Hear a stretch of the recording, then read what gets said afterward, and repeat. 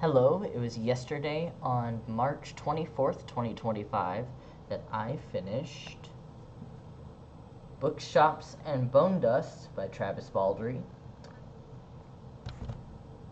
This was the last of our cozy reads, kind of, technically. We'll get into that and what's new and what's next. But first we have non-spoilers and then spoilers. Again, this is going to be very quick. This one might be even faster than Legends and Lattes, to be honest, because this was a very simple book. Even though this book was longer, it felt simpler to me. So I'm throwing that out there as my first comment of non-spoilers. This book was pretty direct, pretty simple. There wasn't a lot of excitement or hype. It was very cozy. This is a very slow, just going along kind of book, at least from my point of view. It is a prequel. I am unsure if I would recommend reading it first or reading Legends of Lattes first. I would say Legends and Lattes first. I think that's not having context for Legends of Lattes almost contributes to it. This book actually does give context to the book. It's not a separate story, which is what I was expecting going in. It is a backstory for the main character, Viv. So know that ahead of time. But I think I would recommend reading the original book first and then the prequel after. I'll be very honest, just up front, I prefer Legends and Lattes a lot more. And there's a few reasons why. I think reading them back to back, it's a bit more expected. Do you know what I mean? Part of the joy of reading Legends and Lattes is not having read a book like that.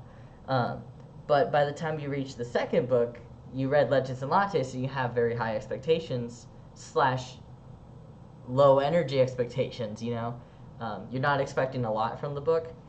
And so when this one has a little bit less going on than Legends and Lattes, it makes it feel, at least from my point of view, a little slower. This book felt slow to me. Another reason why, and this is a personal taste thing, this has more romance than the other one.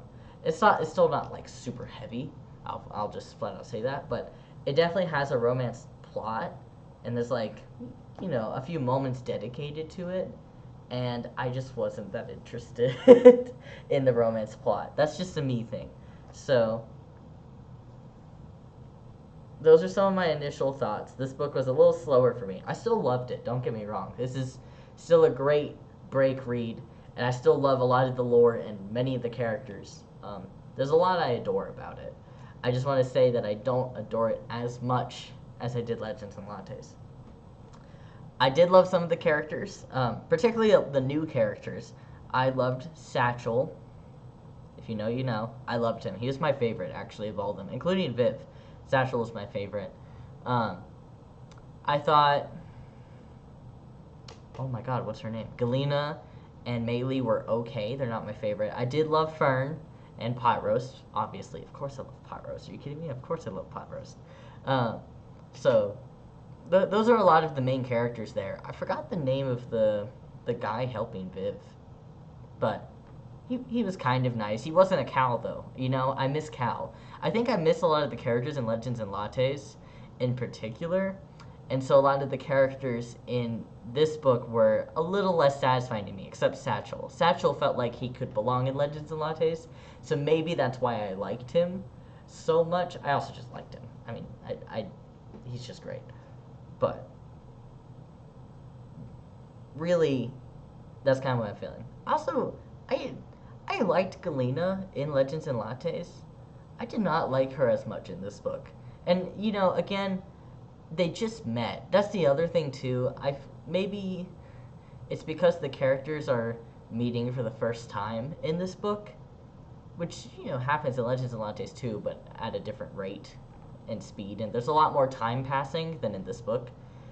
So everyone is getting to know each other and not in the they know each other and can banter phase.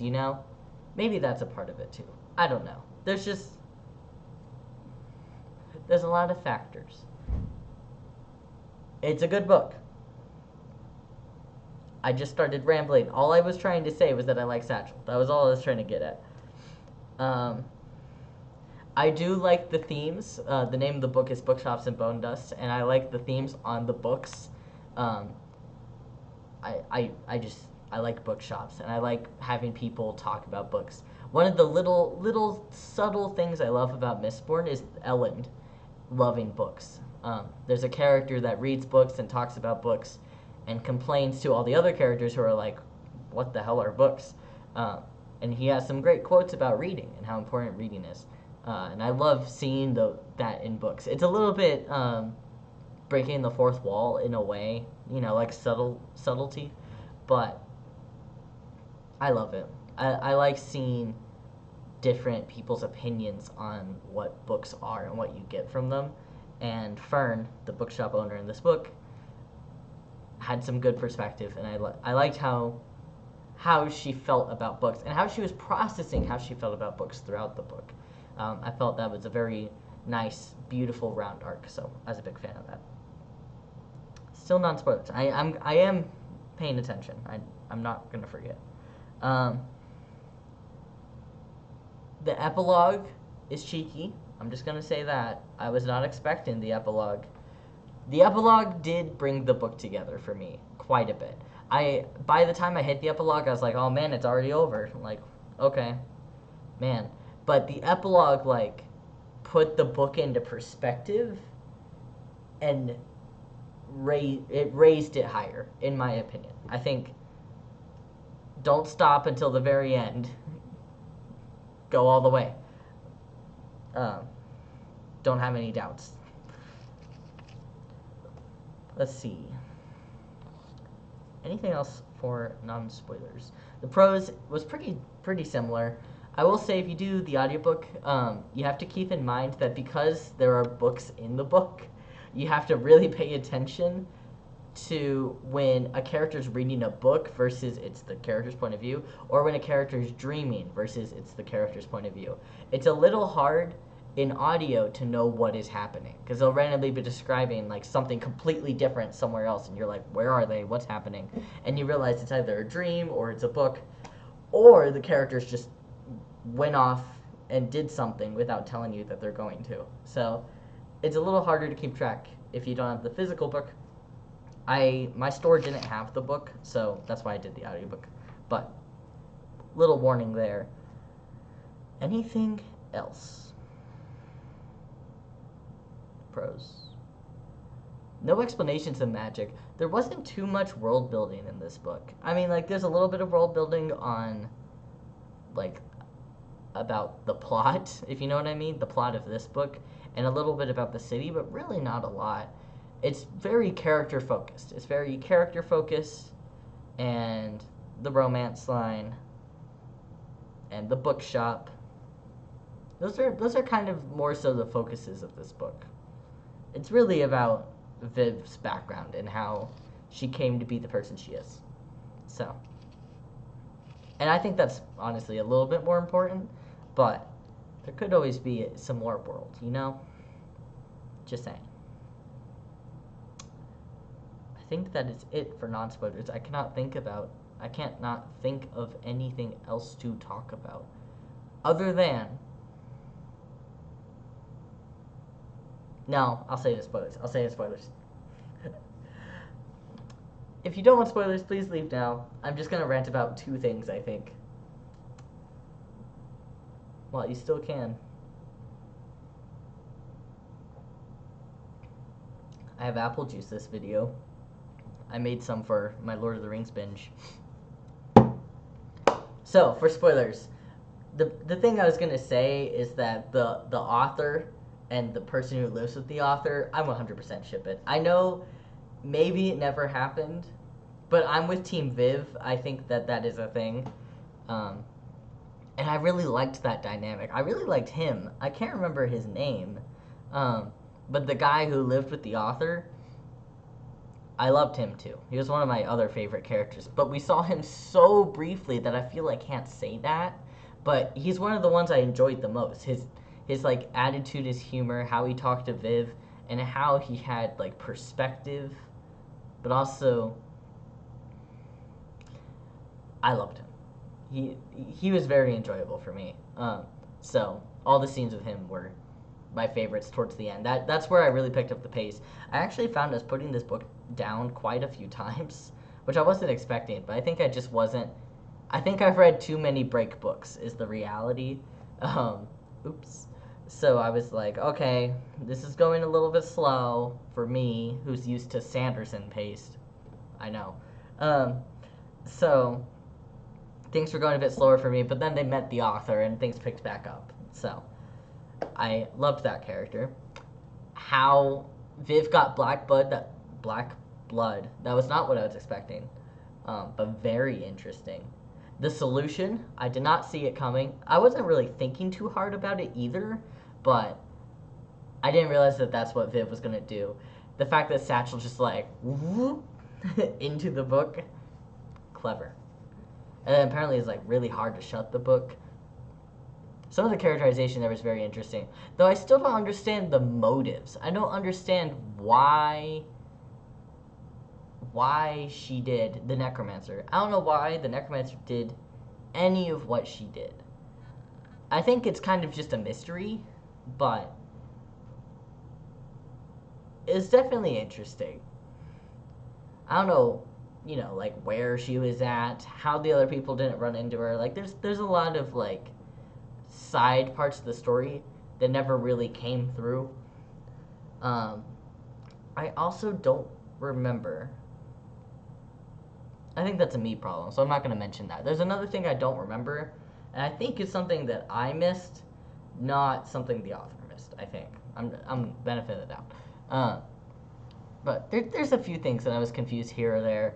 I'm also curious to see a map of the world because there's a lot of talk in this book about like going out in a boat onto like the bay / sea area, and I want to know like what does the map of this world look like? Where are they in relation to Legends and Lattes? And what is like the travel rate and how big is this town? They were talking about how it's a small town and there's nothing to do, but there's a lot of different versions of small town, And so I'm still not quite sure what kind of small town this is. It's a small town, but it's big enough to have a bookstore and to have a wall guard, which makes it sound like it's bigger, it's not just a village. So there's a few things that I also just am lacking in world building. Again, the world building is not an emphasis in this book. It really isn't. What matters is the characters and the things they're going through. And Viv is having a lot of reflection on what she wants to do. She thinks that she's really built for fighting, and she has a big focus on fighting, but she's also realizing that she likes working in the shop and having baked goods and all these other things. So that is really her turmoil. And the whole book that she's going to go back to fighting. You're aware of that the whole time. But you can see how this experience Viv had leads her to start Legends and Lattes when she retires later. And I do really like the quote about bottom of the hill, top of the hill, and they're passing by. It's a pretty good one. Very much appreciate. I love Maylee's goods, and I loved some of their banter. One of my favorite scenes was actually when Galena, Maylee, and Viv were all drunk. I thought that was very fun, just seeing how they all interacted. And how Galena's a great storyteller, that feels very in character for her. 100% believe it. I just realized that we don't know much about the guy in gray either.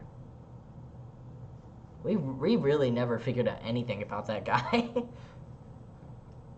Interesting. Very interesting.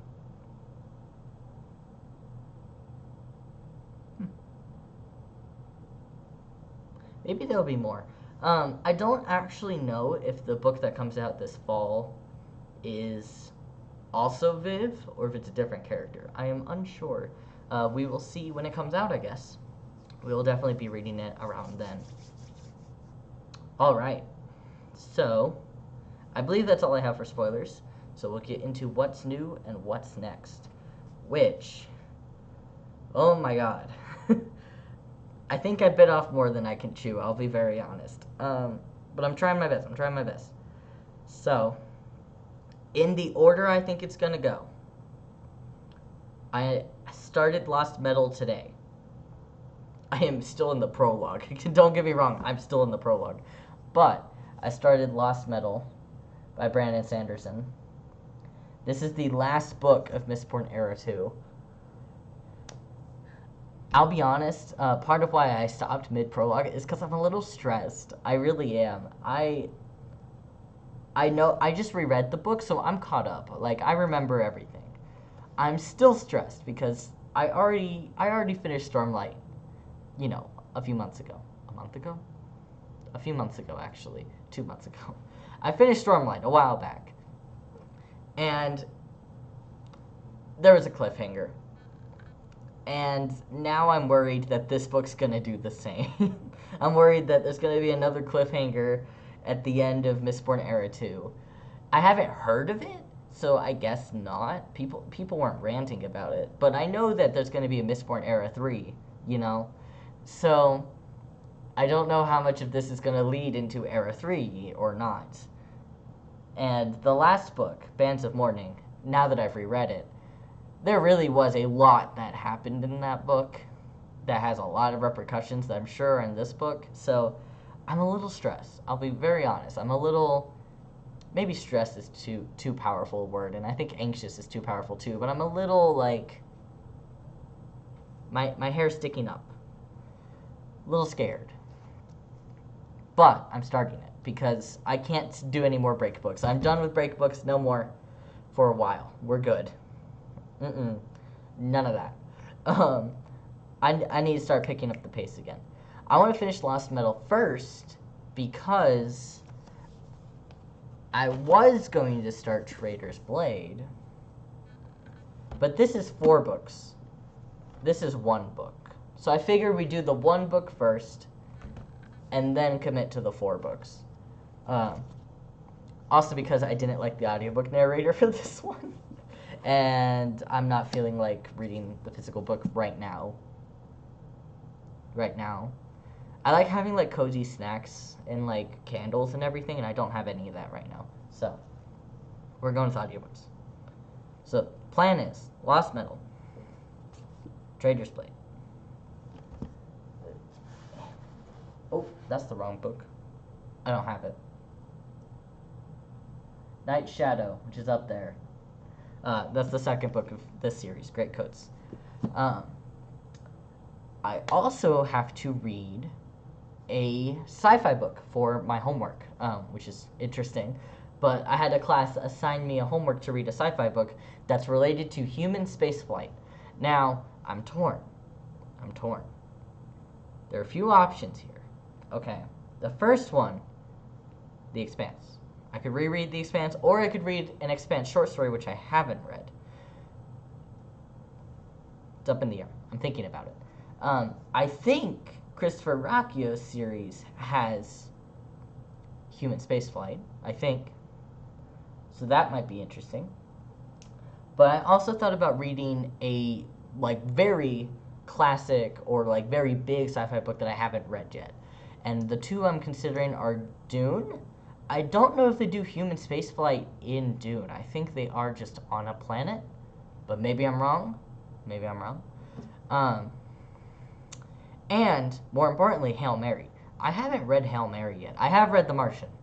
But I have not read Hail Mary. And I think a lot of people love that book. So, I'm thinking about it. That might be a standalone that I toss in. Technically, that would be a break book, but there's more going on there. It's by Andy Weir. So that's up in the air. That might also happen off to the side. If a video never does come out, it means that I read The Expanse. Again. So we'll see about that. Anything else? I'm still rereading. Oh my god. On top of everything, I'm still rereading Well of Ascension. Again, I finished rereading all of Mistborn Era 2. I finished rereading the first book of Mistborn Era 1, but we're still in the middle of this book. I'm doing this with my friend, so that's why it's much slower. Much slower.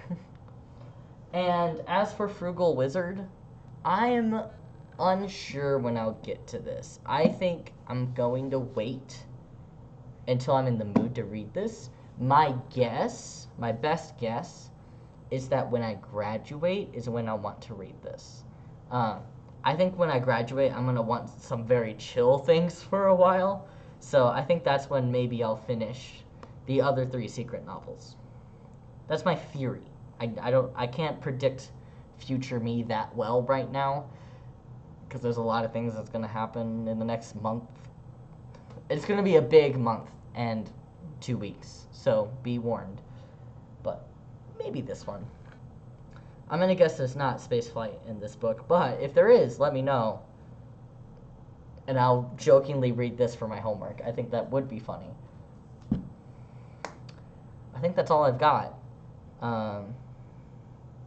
We will see. We'll see what I read. We'll see. I went to load up